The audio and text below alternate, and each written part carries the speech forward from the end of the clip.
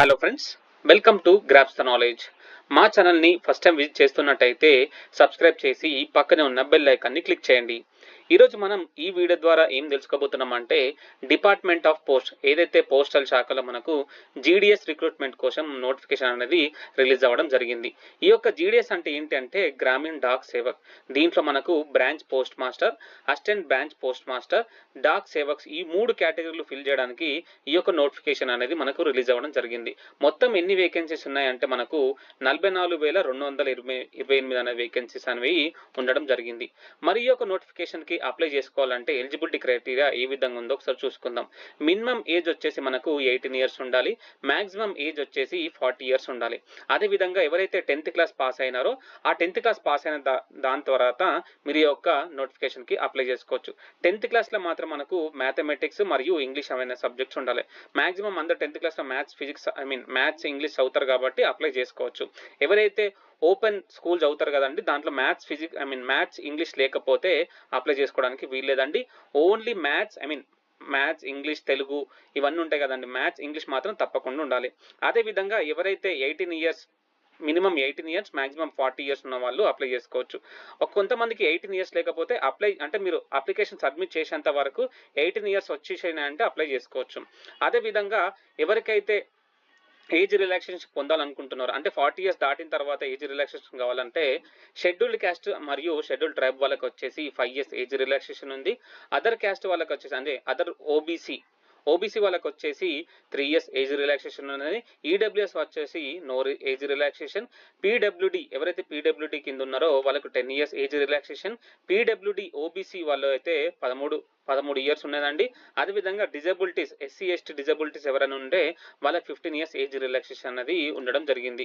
అదేవిధంగా 10th class కాకుండా మరి ఇతర క్వాలిఫికేషన్స్ ఏమి ఉండాలంటే తప్పకుండా వాళ్ళకు కంప్యూటర్ అనేది వచ్చి ఉండాలి. అంటే మీకు సర్టిఫికేట్ అవసరం లేదు, కంప్యూటర్ బేసిక్స్ అనేవి తప్పకుండా ఉండాలి. అదేవిధంగా సైకిల్ తొక్కడం వచ్చి ఉండాలి. సైకిల్ అనేది తప్పకుండా మీరు నేర్చుకొని ఉండాలి.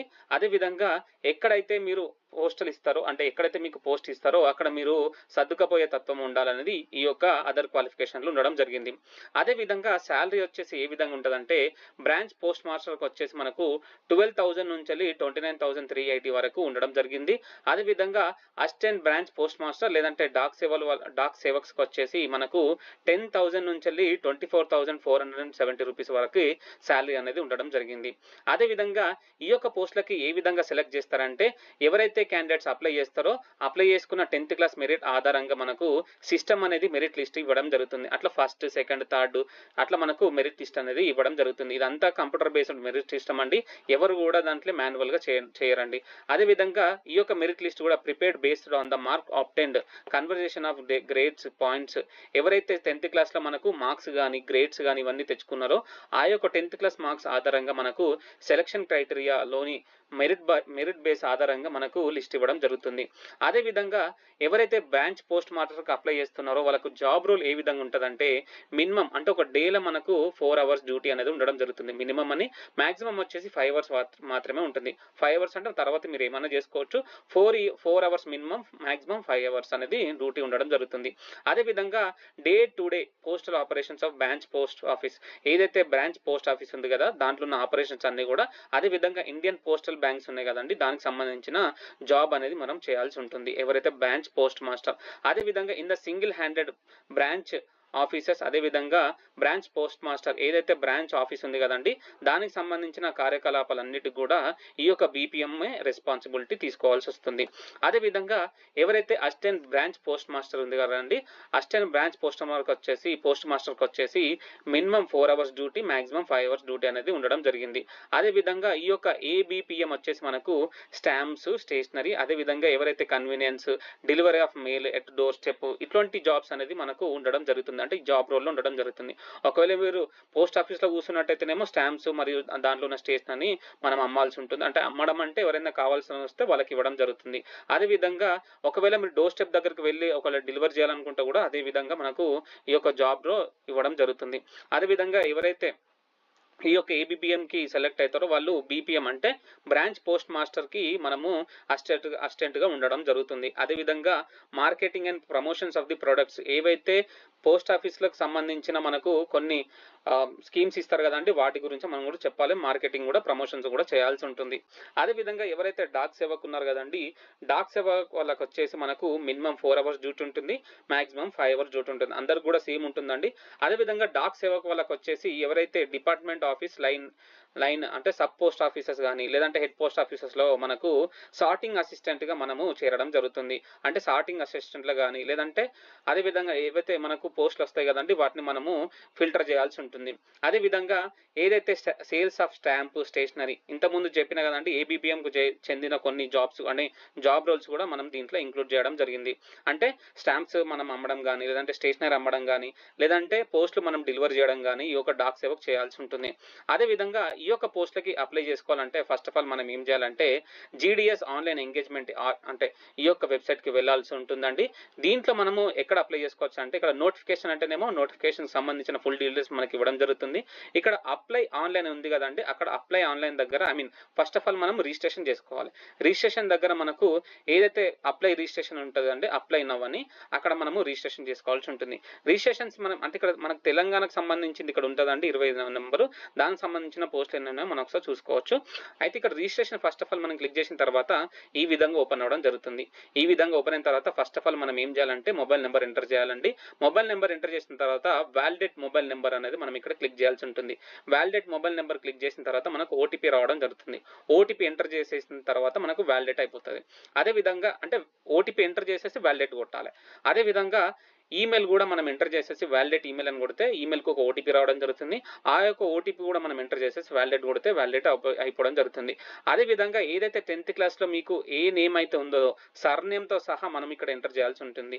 ఏది కూడా తప్పులు మనం చేయొద్దండి, తప్పులు అసలే చేయొద్దు. 10th క్లాస్లో ఏ విధంగా అయితే ఉందో ఆ విధంగా మాత్రమే ఎంటర్ చేయండి. అదే విధంగా 10th క్లాస్ ఏదైతే మెమోలు ఉంది కదండి, ఆ మెమో ప్రకారంగానే మీకు ఫాదర్ నేమ్ కానీ లేదంటే మదర్ నేమ్ కానీ ఎంటర్ చేయండి. అదే విధంగా డేట్ ఆఫ్ బర్త్ కూడా ఎంటర్ చేసేసి జెండర్ మేల్ అయితే మేల్, ఫీమేల్ అయితే ఫీమేల్, ఏదైతే ట్రాన్స్జెండర్ అయితే ట్రాన్స్జెండర్ ఎంటర్ చేయండి. అదే విధంగా కమ్యూనిటీ అంటే మేల్ అయితే మేల్, ఫీమేల్ అయితే ఫీమేల్ ఎంటర్ చేయండి. అదే విధంగా కమ్యూనిటీ వచ్చేసి SC, ST, BC, OBC, EWS అని ఉంటుంది కదండి, అది మీరు ఇక్కడ ఎంటర్ చేసుకోండి.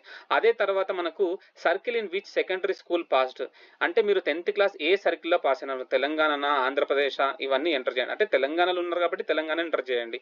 ఇంతకుముందు మనకు యునైటెడ్ ఏపీ ఉంది కాబట్టి ఏపీ అని క్లిక్ చేయకండి. అంటే ఒకవేళ మీరు ఏపీకి అప్లై చేసుకుంటే ఏపీ అని క్లిక్ చేయండి.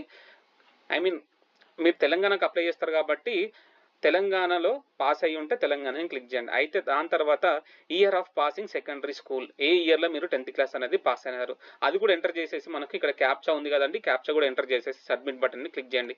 సబ్మిట్ బటన్ని క్లిక్ చేసిన తర్వాత మనకు ఈ విధంగా మనకు ఓపెన్ అవ్వడం జరుగుతుందండి. ఇక్కడ మనం ఏ డీటెయిల్స్ అయితే ఎంటర్ చేసినామో అవన్నీ కూడా మనకు ఇక్కడ చూపించడం జరుగుతుంది. నేము applicant name, mobile number, email, date of birth, gender ఇవన్నీ కూడా మనకు ఒకసారి చూపించడం జరుగుతుంది. అంటే కరెక్ట్ ఉన్నాయో లేవో చూసుకోండి. దాని తర్వాత మనకు ఈ విధంగా ఓపెన్ అవ్వడం జరుగుతుంది.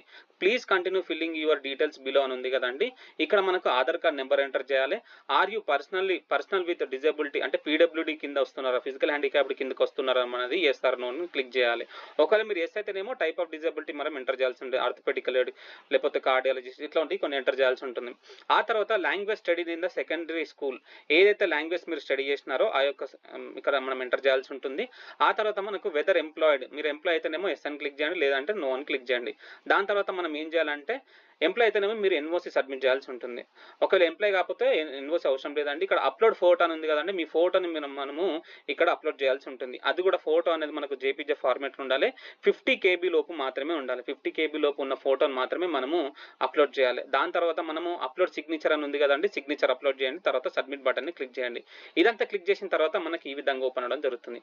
ఈ విధంగా ఓపెన్ అయిన తర్వాత అప్లికెంట్ నేమ్ ఇక్కడ మనం చూపించడం జరుగుతుంది. Father name, mobile number, Aadhaar card Aadhaar number, email ID, date of birth, gender ఇవన్నీ ఇక్కడ చూపించడం జరుగుతుంది. Community are you personal with disability ఇవన్నీ కూడా మనం ఇక్కడ ఎంటర్ చేసినానండి, ఇవన్నీ చూపించడం జరుగుతుంది కదండి. అదే విధంగా language study in the secondary school, Hindi and Telugu నేను చదివినా కాబట్టి అవి రెండు ఎంటర్ చేసినానండి. ఆ తర్వాత ఇక్కడ డిక్లరేషన్ కూడా క్లిక్ చేసి సబ్మిట్ బటన్ని క్లిక్ చేయండి. సబ్మిట్ బటన్ని క్లిక్ చేయగానే మనకు రిజిస్ట్రేషన్ నెంబర్ అనేది రావడం జరుగుతుంది. రిజిస్ట్రేషన్ నెంబర్ వచ్చిన తర్వాత కంటిన్యూ టు అప్లై అనేది క్లిక్ చేయండి. రిజిస్ట్రేషన్ నెంబర్ తప్పకుండా నోట్ డౌన్ చేసుకోండి, మీ మొబైల్ నెంబర్ కూడా రావడం జరుగుతుంది. కంటిన్యూ టు అప్లై అని క్లిక్ క్లిక్ చేయండి. కంటిన్యూ టు అప్లై అని క్లిక్ చేసిన తర్వాత ఈ విధంగా ఓపెన్ అవ్వడం జరుగుతుంది. ఈ విధంగా ఓపెన్ అయిన తర్వాత ఇక్కడ మనకు రిజిస్ట్రేషన్ నెంబర్ అనేది చూపించడం జరుగుతుంది. సర్కిల్ అప్లయింగ్ ఫర్, నేను తెలంగాణకు అప్లై చేస్తున్నాను కాబట్టి తెలంగాణని క్లిక్ చేస్తాను. మీరు ఏపీకి అప్లై చేస్తుంటే ఏపీకి అని క్లిక్ చేయండి. కానీ ఏ స్టేట్కి అయితే అప్లై చేస్తున్నారో దానికి సంబంధించిన అఫీషియల్ లాంగ్వేజ్, అంటే తెలంగాణ మరియు ఆంధ్రప్రదేశ్ కాబట్టి తెలుగు రావాల్సి ఉంటుంది. మహారాష్ట్ర, ఢిల్లీకి అప్లై చేస్తేనేమో హిందీ రావాల్సి ఉంటుంది. ఇట్లా ఏ స్టేట్కి అయితే మీరు అప్లై చేస్తున్నారో దానికి సంబంధించిన అఫీషియల్ లాంగ్వేజ్ ఏదైతే ఉందో, ఆ స్టేట్కి సంబంధించిన అఫీషియల్ లాంగ్వేజ్ ఉందో అది మీకు తప్పకుండా రావాల్సి ఉంటుంది. నేను తెలంగాణకు అప్లై చేస్తున్నాను కాబట్టి తెలంగాణని క్లిక్ చేసి సబ్మిట్ బటన్ని క్లిక్ చేసిన. సబ్మిట్ బటన్ని క్లిక్ చేసిన తర్వాత మనకి ఇక్కడ ఏదైతే ఓటీపీ నెంబర్ అడగడం జరుగుతుందండి, ఓటీపీ నెంబర్ నాకు మొబైల్ నెంబర్కి వస్తుందండి. మొబైల్ నెంబర్కి వచ్చిన తర్వాత ఓటీపీ ఎంటర్ చేసేసి క్యాప్చా కూడా ఎంటర్ చేసేసి నెక్స్ట్ బటన్ని క్లిక్ చేసిన. నెక్స్ట్ బటన్ని క్లిక్ చేసిన తర్వాత ఇక్కడ మనకు name, father name, registration number, date of birth, community, gender ఇక్కడ మనకు డిస్ప్లే చేయడం జరుగుతుంది. దాని తర్వాత మనకు అడ్రస్ కూడా మనం ఇక్కడ ఎంటర్ చేయాల్సి ఉంటుంది. House number, street, village, Panchayat, pin code ఇవన్నీ కూడా ఎంటర్ చేసేసి పర్మనెంట్ అడ్రస్ అయితేనేమో పర్మనెంట్ దగ్గర సేమ్ యాజ్ కమ్యూనికేషన్ అడ్రస్ అని ఇక్కడ ఉంటే దీన్ని ఎస్ అని క్లిక్ చేయండి. లేదు నాకు పర్మనెంట్ అడ్రస్ వేరు ఉందంటేనేమో వేరే దాన్ని మనం ఎంటర్ చేయాల్సి ఉంటుంది. అదంతా ఎంటర్ చేసిన తర్వాత ఇక్కడ మనకు కింద ఈ విధంగా చూపించడం జరుగుతుంది. ఏదైతే మనం సర్కిల్ మనం ఇంతకుముందు సెకండరీ స్కూల్ తెలంగాణ పాస్ అయినా కాబట్టి తెలంగాణ ఉన్నది. ఆ తర్వాత ఇయర్ ఆఫ్ పాసింగ్ 2010లో నేను పాస్ అయినా కాబట్టి 2010లో అని మనం ఇక్కడ ఎంటర్ చేయాల్సి ఉంటుంది. దాని తర్వాత మనకు సెలెక్ట్ బోర్డు, ఏ బోర్డు కిందకి వస్తున్నారు, ఆంధ్రప్రదేశ్ బోర్డు అయితే ఆంధ్రప్రదేశ్ బోర్డు, తెలంగాణ బోర్డు అయితే తెలంగాణ బోర్డు. అంటే ఇక్కడ మనకు నేను 2010 అని క్లిక్ చేసిన కాబట్టి అంతకుముందు ఆంధ్రప్రదేశ్ బోర్డు ఉంది కాబట్టి అదే చూపిస్తుందండి. ఆ తర్వాత రిజల్ట్ టైప్ మనం ఇక్కడ చూపిస్తానండి, ఒకసారి చూడండి. ఏదైతే board of secondary education Andhra Pradesh, నేను 2010లో పాస్ అయినా కాబట్టి 2009 to 2011 అంటే అప్పుడు మనకు మార్క్స్ ఇవ్వడం జరిగింది. దాని తర్వాత మనకు పాయింట్స్, గ్రేడ్స్ ఇవన్నీ ఇవ్వడం జరుగుతుంది. కాబట్టి ఆంధ్రప్రదేశ్ ఏదైతే 1990 నుంచి వెళ్ళి 2011 వరకు మార్క్స్ ఇచ్చినారు కాబట్టి ఆటోమేటిక్గా అది రావడం జరిగిందండి. అది ఇక్కడ నేను ఎంటర్ చేసిన తర్వాత మార్క్స్ ఇక్కడ చూపిస్తే ఇంగ్లీష్లో ఎన్ని మార్కులు వచ్చినాయి, 100కి ఎన్ని మార్కులు వచ్చినాయి ఎంటర్ చేస్తా. ఆ తర్వాత సెలెక్ట్ సబ్జెక్ట్, ఫస్ట్ లాంగ్వేజ్ నాకు తెలుగు ఉంది కాబట్టి తెలుగు ఎంటర్ చేస్తా. ఆ తర్వాత మ్యాథమెటిక్స్ ఎంటర్ చేసేసి general science, social studies. Second language Hindi ఉంటుంది కాబట్టి హిందీకి సంబంధించిన మార్క్స్ ఇక్కడ ఎంటర్ చేసేస్తా. ఒకవేళ మీకు ఓవరాల్గా సిజిపి వేస్తేనేమో ఎంటర్ చేయండి, సిజిపి ఇవ్వకపోతే దీన్ని మనము ఎంటర్ చేయాల్సిన అవసరం లేదు. ఇవి మాత్రం ఎంటర్ చేయాలి. ఇవి ఎంటర్ చేసిన తర్వాత సేవ్ అండ్ కంటిన్యూ అనేది క్లిక్ చేయండి. సేవ్ అండ్ కంటిన్యూ అని క్లిక్ చేసిన తర్వాత ఇక్కడ మనకు చూపించడం జరుగుతుందండి. ఏదైతే తెలంగాణలో మనకు ఏ డివిజన్కి అప్లై చేస్తున్నారు, నేను ప్రస్తుతానికి వరంగల్కి అప్లై చేస్తున్నాను కాబట్టి ఇక్కడ డివిజన్ వరంగల్ అని క్లిక్ చేస్తా. వరంగల్కి సంబంధించిన ఏవైతే పోస్ట్ ఆఫీసులలో వేకెన్సీస్ ఉన్నాయో మనకు చూపించడం జరుగుతుంది. ఒకవేళ మీరు హన్మకొండ కానీ, వరంగల్ కానీ, హైదరాబాద్ కానీ మీరు ఎంటర్ చేయాలనుకుంటే చేసుకోవచ్చు.